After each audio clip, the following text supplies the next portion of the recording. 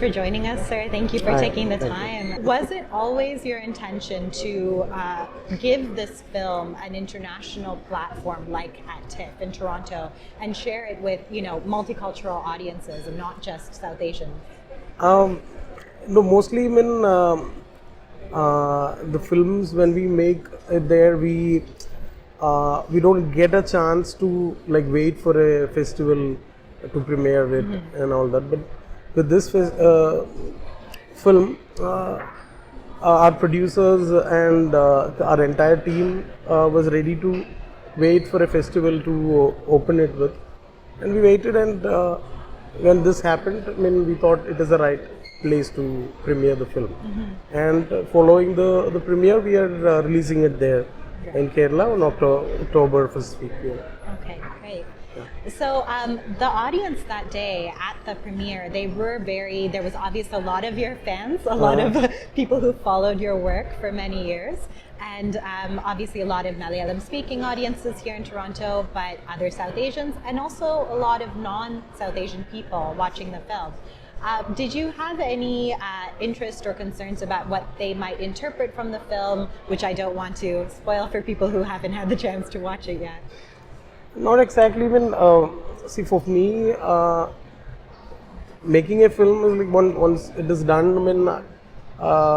As a maker, my work is actually done. I guess when the film is done and when it reaches the audience.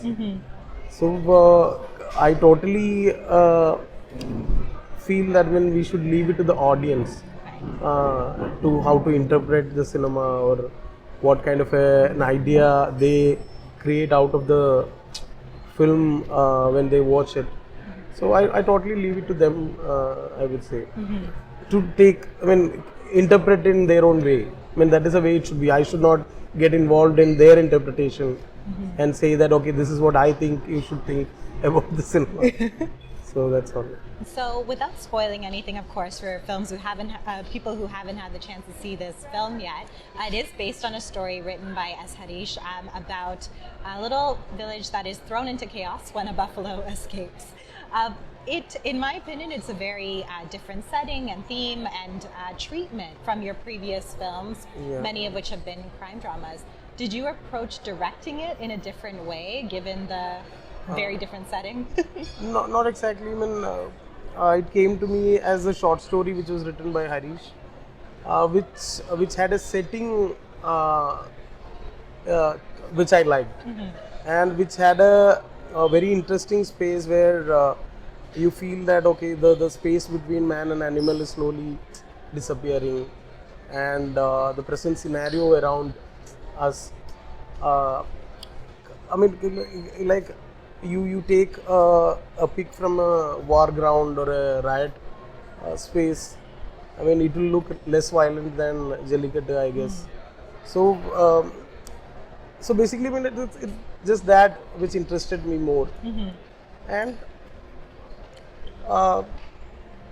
say we looked at that setting and how it would evolve as a story on screen. So that's what it is, I guess. So a lot of the characters, first off, I should say the performances are wonderful, and your leads are very well-known actors, but you've also got a lot of non-actors in the film. Did you have any trouble convincing anyone to take up their role, given how gritty and toiling it sometimes got? Actually, there are not many known faces. If you see, it's like 3 or 4 of them who are like very close to me even when I work. So this film actually required an amount of people who will completely get immersed in the kind of film it is, because it was not very very easy atmosphere shoot for sure. And I would say that we did not have that complex a situation at the location, but at the same time, for the actors, it was like definitely a very hard job to pull it off, because it involved a lot of run and stunts and all that. So all of them like did their best to the results what you are seeing on screen. Absolutely, yeah. And what, when you set out to make this film with, actors, non-actors, and then also animatronics, did you approach that method of helping people understand, where this animal that they're working with might be, and piecing together the VFX, the animatronics? No, it was in shape and on face. It was there as an animal.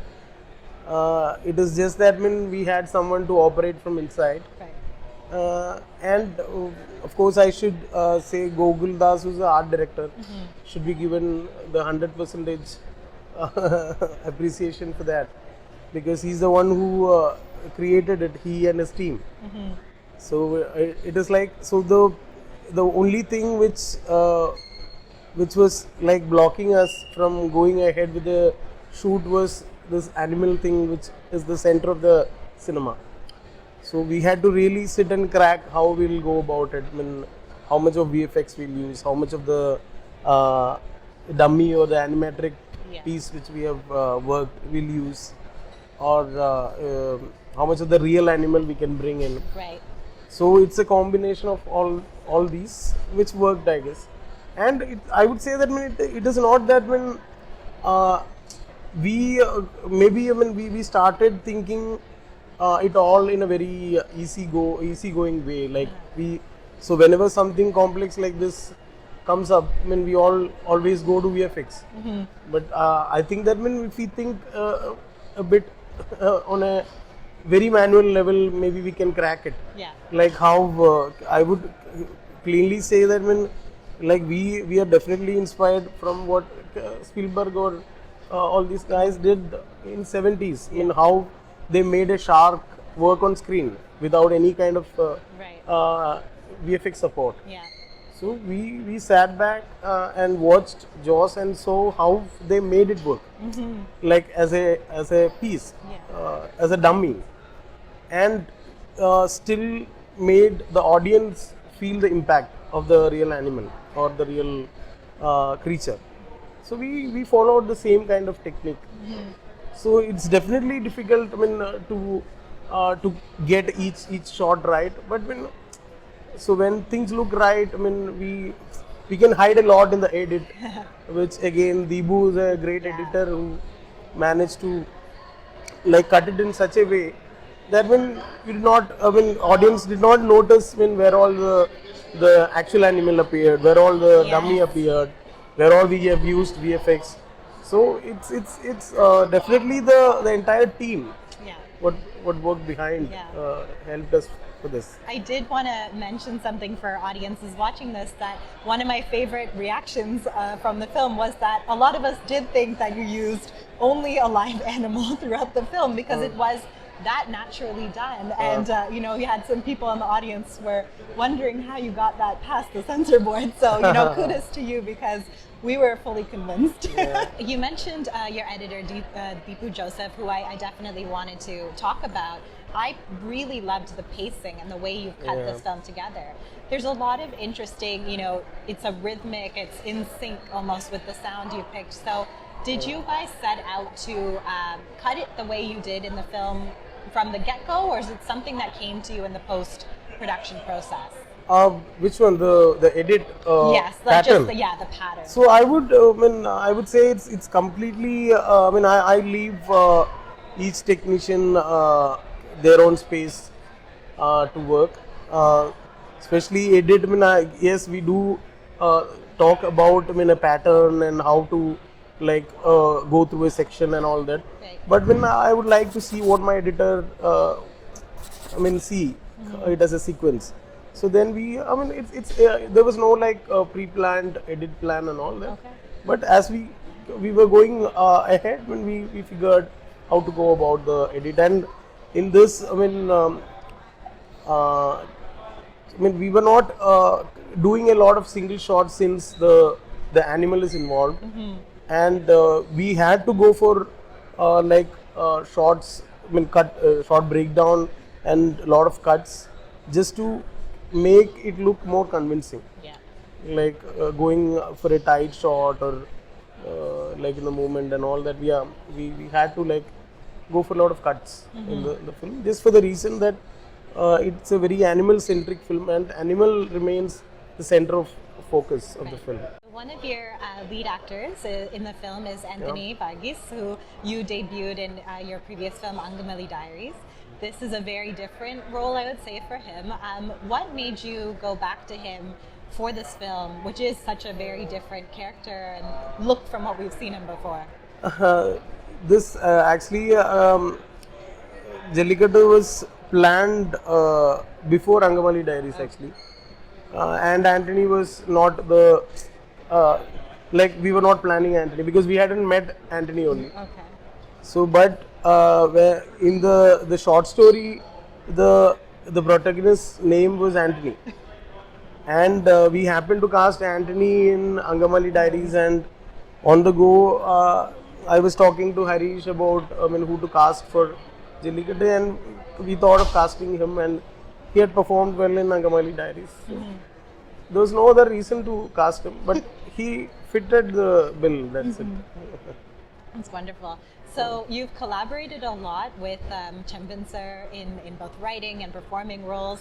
What is your creative process when the two of you get together? I mean, is it very natural that you have shared visions, or do you find that sometimes you have to take and give? No, it's more for the reason that we are mostly we are from almost the same place, and we have shared same kind of a culture and habits and festivals and stories. I mean, when we meet, so it's good to be together and create something which is in our taste. So when we all sit together, I mean, lot of things get added, and it definitely helps the way the film is evolved. So we're talking at the 2019 Toronto International Film Festival here in Toronto, Canada. Your films have played at festivals before. This is one of the largest international showcases of cinema. So I'm very curious to know, how have you found your experience here at TIFF and in Toronto with this film? It's nice. I mean, it's a very nice place to be. It's a great festival to be because it's it's very very light. We all have that very light feeling being around in Toronto Festival. And what do you say? But like, it's a great place to be. Great. Yeah. And being in a place Like here, it's almost like when like we feel very homely At home? in the festival at home. Yeah, I should say it's not like that festival atmosphere everywhere. I mean, it's more like a very easy weekend kind of a feeling. So that's good. that's good. I'm glad Toronto has made you feel that Yeah. way. So welcome, sir. So your film here played to international audiences. We're here at a festival where there are people discovering films of all different languages. And your previous films, they've gone on to very international audiences, especially with Angamali Diaries, a film that, throughout India received acclaim, and you particularly earned a really strong, fan base in Tamil Nadu with that film. Do you see yourself ever taking a film that's shot outside of India or not in the Malayalam language? Not exactly. I'm not a man of plans. I mean, I don't plan a lot. I mean, the most I plan is today's lunch or dinner. That's it. Nothing else. So it's fine. So it's a maybe, but there's no plan in place right now? No, it's like when I don't consider language or any of those a barrier to make a cinema. Like if you want to take if you want to make a film in a different language or a different setting, the plot should demand that, I guess. Yeah. So yeah, definitely if that happens, definitely it will happen. That's it. Okay, great. One of the things that we try to achieve at VFC is help burgeoning filmmakers receive advice from established professionals like yourself. And wanted to ask you, if you could think back on when you were starting out in this business, is there any particular piece of advice that you might offer a new filmmaker who has a really bold or unique script they're trying to get made? I don't know, man. I don't believe in giving advices, anyways. So, and it's not like, I can give advice, and someone can make a great film. Yeah. Don't believe in that. Is that all I've figured is that be as honest as possible to your work. That brings you better material, better atmosphere, better ways of doing your work. That's what works for me. Right. And what do you hope with this film as it releases hopefully soon in India and abroad? What do you hope that audiences will derive I don't from hope it? anything. I have no hopes on things. That's what I said. Yeah. But like once you're done with the film, uh, I mean, it's completely left to the audience. And it is we are in a very weird space. That is like a creative space is definitely completely running in someone's head, and you basically believe that okay, that imagination which someone has in their head will work with everyone. So we don't know actually, man. So I would like to leave it that way. That I mean, don't expect to people to function in a very particular way like how you imagine, and I don't think it will work that way. So if you get backfired with a imagination of yours, there's no there's no point in like feeling bad about it, I guess. So or uh, working with the audience. There's no point in feeling over the top about it, I guess. So you are in a very you are in a creative space, and like a lot of people are in there who are doing like great work. So just do like however you can and be happy about it. Thank you so much for taking the Thank time you. to chat with Thank us, sir. you. It was an absolute pleasure, and congrats on your film.